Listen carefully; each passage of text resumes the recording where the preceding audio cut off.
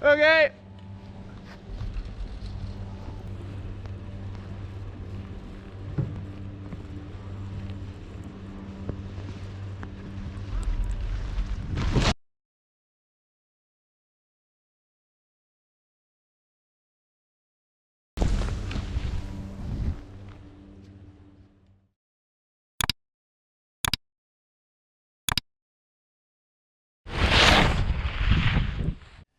Hey skiers, I'm Jeff from skiessentials.com. I'm Bob. How's it going? Bob and I are here today to talk about another new 2022 ski, the Armada Declivity 108 Ti. That's a fun one. Yeah, Bob, I know you're excited about this one because we literally were just talking about whether we were excited about this one, and you said, yes, I like this one. I like talking about this one. So, yeah, pretty cool new ski. As just a kind of refresher or reminder, the Declivity series was new for Armada for this past ski season. We first reviewed, I think, the 92, maybe around this time last year was one of the reviews from COVID quarantine in my basement. So, yeah, for the upcoming season, we get one new width in that collection, which is kind of cool because it basically fills kind of the void between this ski, the Declivity 102, and the Declivity X, which is like a limited production ski. You can't buy it online. You have to buy it in a ski shop. Armada makes a handful of skis like that you can't buy online, and they don't make very many of them. Right. So kind of cool that we get a new width there to kind of fill that little void in the line for a 108 ski. And in general, they're more directional than pretty much anything else that Armada makes, except maybe the Tracer series, but more directional than a traditional Armada ski. And they're built more for stability and power and that kind of stuff. So before we even get into it, 108, there's some metal in there. You can kind of like start positioning it as like a kind of big mountain freeride ski or kind of big mountain feel. Well, that's what it feels like when it's on your feet. Yeah. Yeah, for sure. It's a pretty cool ski. So, yeah, if you've seen anything about the Declivity line in the past, maybe you've seen a review of the 92, the ski that's black and green, you may remember its construction. I think that's kind of the most unique thing about these skis. Yeah. So, Karuba and poplar wood core to start things off, so nothing too crazy in the wood core. And then they use what they call articulated titanal banding, which is where things start getting pretty interesting. And you know, I think it's different than, I can't think of anybody off the top of my head that's doing the exact same thing. No, just a different way of getting energy to a metallic layer. Yeah, it's cool. So we get two sheets of metal, one along the base, which is a full-length, full-width sheet of metal, nothing crazy there. And then the sheet on the top has, it's easier to see on the 102, and in person it's very easy to see, but you have slits basically cut in the metal, vertical slits that run, down the tip and end about here. You can kind of see where they're positioned in the ski. So if you think about that, if you have a full width sheet of metal, it's going to be pretty hard to twist that sheet of metal. But then if you separate that metal, all of a sudden these, I like to think of it as fingers, which maybe is why I'm using my hand as a demonstration. It's easier to kind of get those individual strips to articulate, so to speak, kind of like an off-road vehicle. You're getting more purchase on the ground, which kind of translates to a couple things. I'd say it's a smoother feel overall. You get more consistent edge contact because the ski's kind of adapting to the terrain that you're on. Yep. And you get less torsional stiffness, which is by design. Right. So when you tip it on edge and enter a carving turn, there's not as much up here that's kind of fighting you to get into that turn. So it's easier engagement. But then you get full width metal underfoot, and then what's really cool is they put a little elastic compound in between each finger. Yeah. So as you get the ski on edge, you're kind of getting it to flex, and as it flexes, it's tightening laterally as well. So you're like creating energy through these elastic compounds in the ski, and then when you exit your carving turn, you get a nice energetic, poppy, snappy feel. No, it's just like stretching a muscle, Exactly. Getting it tightened up and then it releases exactly on the other end. Yeah, and it's pretty cool. When they first described this, I remember gosh, it was almost, I guess, a year and a half ago now that I first kind of saw the 92 and the 82 and the 102 and talked about it with Armada, and I was like, oh, that's really, really cool. Yep. Like, why don't more people do that? Now, shape is not as unique as the construction. I think the construction's really where this ski sets itself apart. But we get quite a bit of tip rocker, starting about there. Armada calls it a full cambered tail. I think that's maybe a little bit of a stretch because there's probably I measured about 20 centimeters of rise back there if you're talking about it in length. Interestingly, there's lower camber height in this ski compared to the 102. So the 102 has quite tall camber. Bob, if you want to hold that ski for us, quite tall camber in the 102. I'd say easily a few millimeters less per ski in the 108. And then longer tip rocker, which is consistent to what they do in the rest of the line too. Right. Like the 82 has the least amount of rocker and taper. Now the 108 has the most if you take the X out of the equation. So that's the gist of it. Wider, more rocker, same construction. Bob, you had a really cool analogy for this ski. So take us through performance and how they feel. I mean, I'm not a boat guy, but I like to watch boat videos on YouTube of them hitting the waves.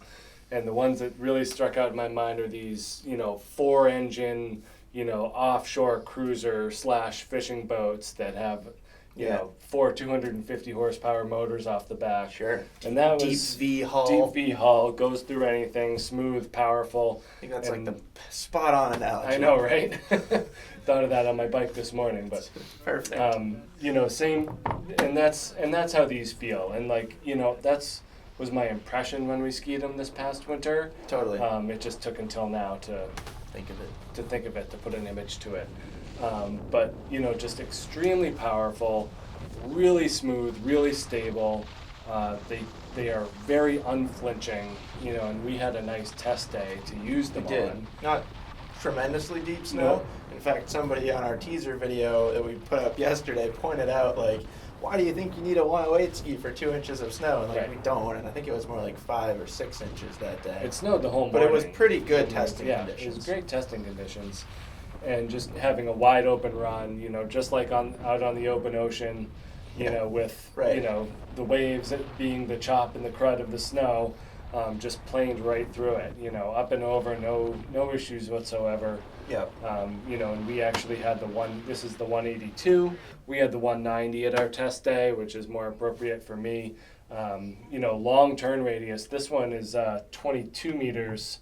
I think the 190 is like 24 and a half or somewhere around there. Yep. So real straight cut to these skis.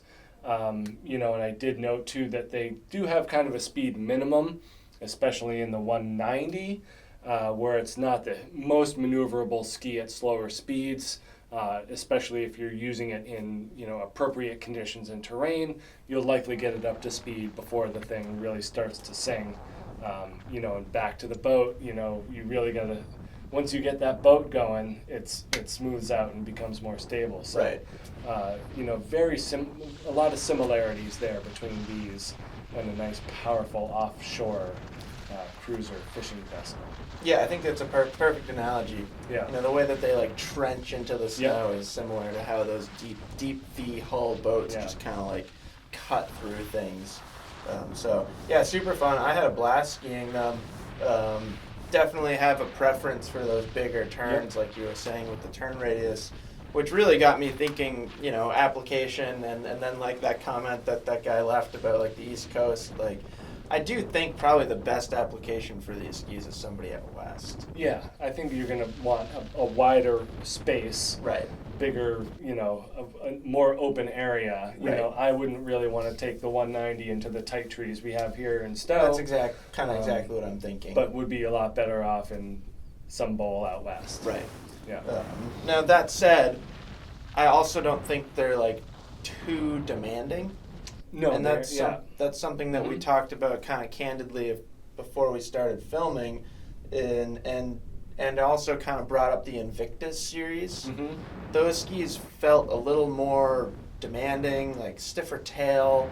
Yeah. These skis have they have a touch of playfulness that I personally like expect from Armada. The Invictus skis almost didn't feel like an Armada. Like they were an Armada, so like they felt like an Armada because they were an Armada. But you know what I'm saying? Like they didn't really have the Armada vibe. Right. And if I was to think of a stiffer, more powerful, more stable ski, but one that also had the Armada feel to it, this to me is like perfect. Right. Some interesting comparisons out there too. We talked about Enforcer 110 Yep. as kind of having that nice blend of being pretty powerful, but also a playful side to it. Yep. Also not tremendously heavy. No. Lighter than an Enforcer. Lighter than an Enforcer. The other one I was thinking of was a K2 Mindbender 108. Sure, lighter than those. Lighter too. than those. Yeah. Yep, By definitely. a significant amount, I think. Mhm. This 182, and it's worth noting that it only comes in two lengths, Yeah. 182 and 190. So it's kind of one of those skis where like you look at the available lengths and it kind of is telling you Right, what it's intended right. for. Like if you need something shorter than 182, you shouldn't be on this ski. Right. But yeah, this 182 is less than 2,000 grams. I think it's closer to 1,900 Right. grams. And the 190 is just north Just of over 2,000. 2,000. Yeah. So not like tremendously lightweight, but certainly something that you could put like a black Armada shift on. Yeah, it looked pretty sharp. You know, if you wanted more of a powerful, stable Yeah. ski that's, you know, and we're willing to give up some weight on the ascent. Yeah. I think that would be a perfectly reasonable thing to do. Totally. Yeah, great ski, Bob. I know you like it. Any final closing thoughts on it? No, was happy to see it come through when we did our media day this year with Armada, and I thought that it was a really nice kind of way to round out the Declivity line. Definitely. You know, from the 82 at the narrow end now to the 108, you Right, know, it's a they're big range. definitely building that brand within the brand, like we see with the Enforcer line, and other companies do the same thing, but I think that this was, like you said before, a much needed piece and a very welcome addition. And it's just a smooth, awesome ski that we all had a blast on it. Totally. So. And like full disclosure, I mean, maybe you know if you've seen our Quiver videos, but I own the Declivity 92. Right. And I really like that ski and how it blends like precision and power with a touch of maneuverability, playfulness. Like I can ski bumps on that ski and not be overpowered. And I feel like that same feel carries over to this ski. Yep. Even though it's different. You know, at 108 underfoot, it's not going to be like the best mogul ski. But the theme carries over, where it's powerful and precise, but also kind of loose and kind of fun at times. Yeah, like if you like the 92 and you want to add a wider ski that has the same feel, like that's what they're going for. Be a pretty cool setup. Yep. A couple people on our staff with this 102 love it around here. Yep. I could see somebody on our staff picking up a 108, even though, like we said, it's maybe not the best application for Vermont, but super fun to ski. So we'll have to see. And a pivot would look great on it. Yeah. A bright colored pivot on the black. So might have to do it just for that reason. As usual, let us know if you have any questions. Don't hesitate to leave a comment on the video or on our blog article. More than happy to talk about this ski, answer any questions you might have about it. It was in our ski test. We had some pretty awesome skiers on it in our ski test, so you'll see some more opinions on it there. Yeah, good feedback on that as well. Yeah, definitely. It seemed like pretty much everyone that got on it loved it. Yep. And had some pretty, like I said, pretty good skiers, pretty aggressive young bucks on it. Yeah. Really put it to the test. So yeah, that's it. That's the Declivity 108 Ti from Armada, and we will talk to you guys soon. Bye.